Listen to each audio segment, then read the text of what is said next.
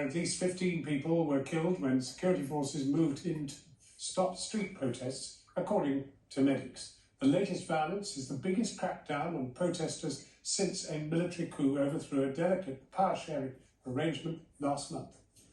In the weeks since, the hundreds of thousands of people have been on the streets of the capital Khartoum, demanding the restoration of a civilian government. Fatima Maji has this report.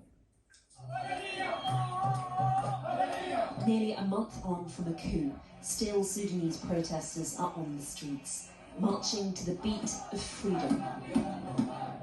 Determined that they, and not the military, will decide their country's future. The people are stronger, cry these women.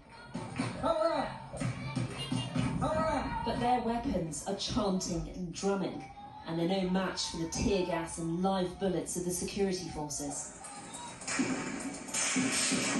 Yesterday, at least 15 people were killed, hundreds more believed wounded. The protesters go from defiant marching to frenzied running in an attempt to escape the bullets. Yet some have already been caught. This young boy has just been shot. He struggles to move, clutching his chest, and he's getting weaker. Blood from the wound seeps through to the back of his t-shirt. His friend cries out for help, knowing he's in urgent need of medical attention. As others gather around, they ask his name, just in case. It's Muntasir, and he's quickly bundled into a car to hospital. This footage was shot by activists of Sudanese Archive, who've been documenting human rights abuses in the country. We know Muntasir made it to hospital, and we've been told he's recovering. The shooting is heavy. We are on our knees. Don't let them say they did not shoot. They are liars. They are only tough against children, women, and old people.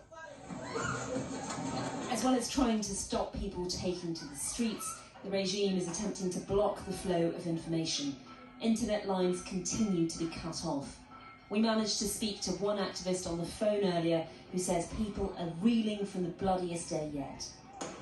These elements were dressed in police forces insignia, and they direct their shots to the heads and chest and stomachs of the protesters. At least 2 journalists declared their abduction attempt